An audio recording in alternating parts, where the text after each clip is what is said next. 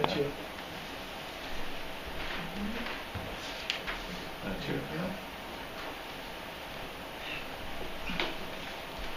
Why don't you tell me a little bit about yourself? All right. I'm the son of a pastor in the Christian Missionary Alliance. Grew up in Carlisle, Pennsylvania. I have held jobs for quite a while.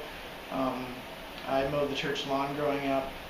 Whenever I started out, was about 10, and just progressively kept getting more and more jobs and seeking better pay and better opportunities.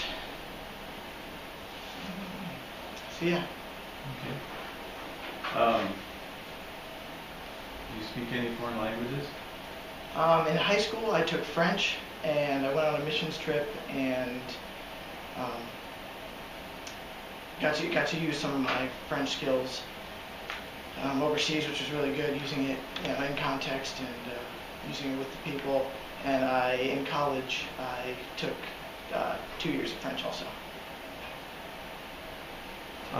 Tell me a little bit about your overseas experiences. All right.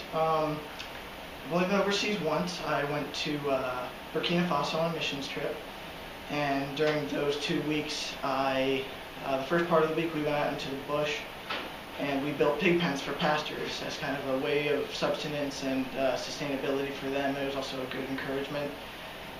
So I got to go around and help them. And then the second part of the week, we did English classes with some of the teens in school, and that was a cool experience in order to help them and just see the kind of training and education that they go through.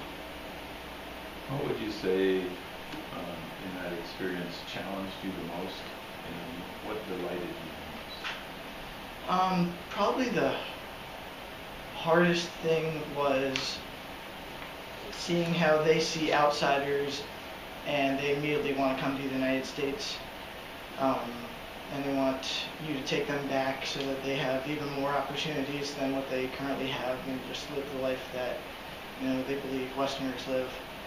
And it's hard to to look at them and just say no, because it's just not feasible. But at the same time, what's exciting is just they have so much more internally than what people in the West have, based on appreciation for what little they have and caring for that and caring for family members on a different level that Westerners don't necessarily appreciate. Give me an example of how you show your sensitivity to another culture. I just try to treat anybody who I come in contact with just a sense of, you're a person, you're a human being, and I just take the opportunity to get to know them before I come to any judgments or anything like that. So I believe that I just am very patient with people and try to understand what's going on through their head in order to How do you get around the language barrier? I'm sorry? How do you get around the language barrier that sometimes is there? Just through patience and just understanding that their body ways to show your excitement and your patience and understanding when words can't necessarily get the job done. Have you ever volunteered with refugees before? I don't believe I have. It's okay, we'll get you.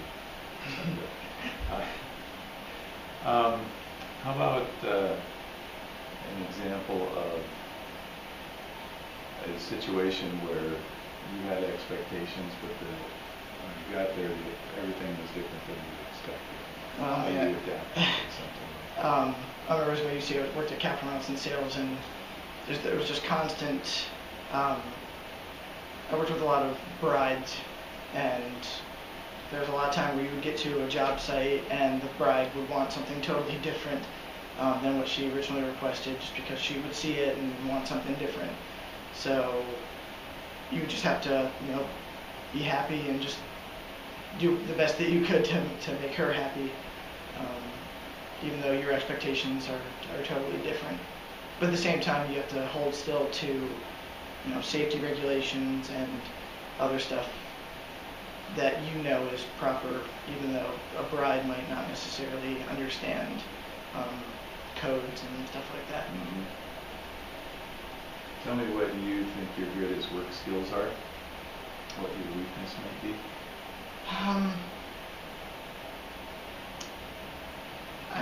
My work ethic is very, very good. I'm determined to do a good job and to get the job done properly. But my weakness would probably be I get too excited and don't necessarily think through the process. I don't necessarily think through the process because I'm in that excited state. But I've been working on getting better at just calming down, even though I want to get the job done right, thinking through the process and making sure that I go about things the right way. Give me an example of how you organize something and carry it out.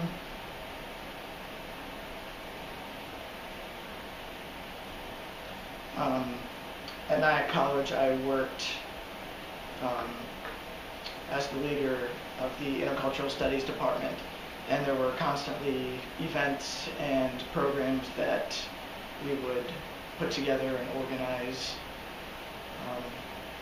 in order to benefit the Intercultural Studies program. Mm-hmm. So there's always events that we would have to formulate what kind of event we want to be, and then go about how we would